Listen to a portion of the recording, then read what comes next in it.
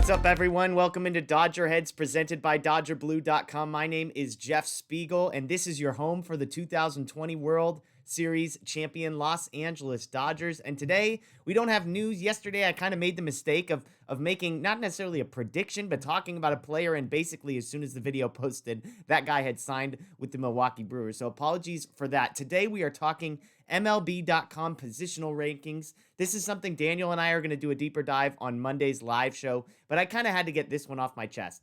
Yesterday, MLB.com released their final top 10 positional rankings for right field. And the way this goes is they have 3 people submit rankings, and then the Shredder, which is like a stats-based deal, releases their top 10 as well.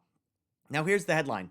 3 of those 4 people, if you want to call the Shredder a person, 3 of those 4 entities decided that Mookie Betts was not the best right fielder in baseball. Okay, let me pause for a second and repeat myself.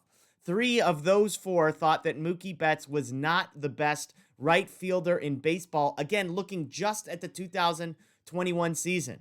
Now, you might be wondering who in the world could be better than Mookie Betts. I don't think Mike Trout plays right field. That is correct. The answer is 22-year-old Juan Soto. 3 of the 4 had Juan Soto ahead of Mookie Betts. Now, before we get too deep, let me be clear. Soto is really freaking good. He's 22. He's one of the sport's bona fide superstars, and he will be for the next decade and a half.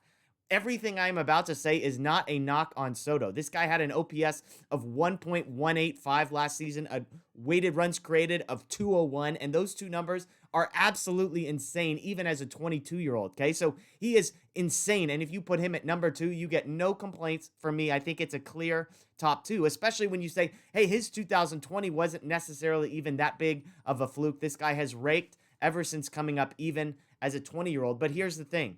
He's not Mookie Betts.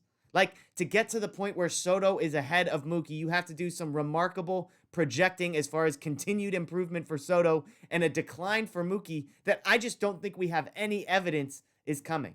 Last season, Mookie Betts was 3rd in baseball in wins above replacement, a metric that captures offense, defense, everything. He was 3rd in baseball with 3 wins above replacement. Soto was 14th with 2.4.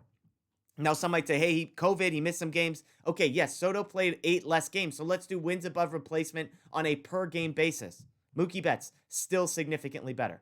But not only that, this has been the case every year. Soto has never been a better baseball player than Mookie Betts, okay? Who you might remember is still in his prime at just 28 years old, by the way, okay? We won't go to 2018. That was Soto's rookie year. He's 20 years old. He was really good. Mookie put up a wins above replacement of over 10, an insane season. But let's look at 2019. Mookie, 6.6 wins above replacement. Soto, 4.9. That year, the 2 were basically even offensively, but the key here, the real differentiator between these 2 is defense.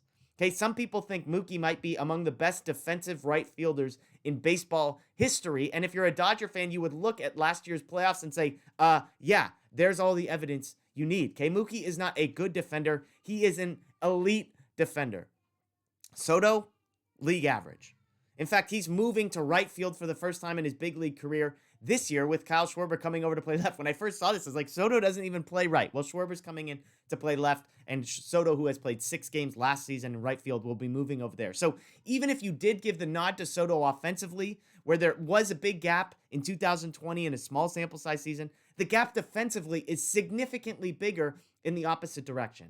So simply put, Mookie Betts is the best right fielder in all of baseball, and the Shredder is the only one who got it right. And I hate accusing people of creating stuff to get clicks, to generate conversation. I just don't see how you get to this conclusion unless you are trying really hard to be different.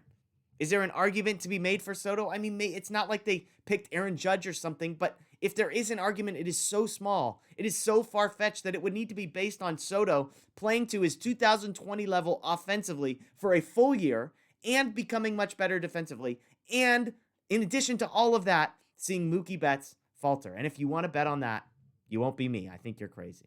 We appreciate you watching. This is Dodger Heads presented by DodgerBlue.com. As always, make sure you subscribe here, click the notification bell, check out Dodger Blue 1958 on social media, and DodgerBlue.com as well. As a reminder, before we go, we'll listen to the great words of Vince Scully, reminding us who are the champions. The best team holding a trophy high in the air. The Los Angeles Dodgers, champions of the baseball world.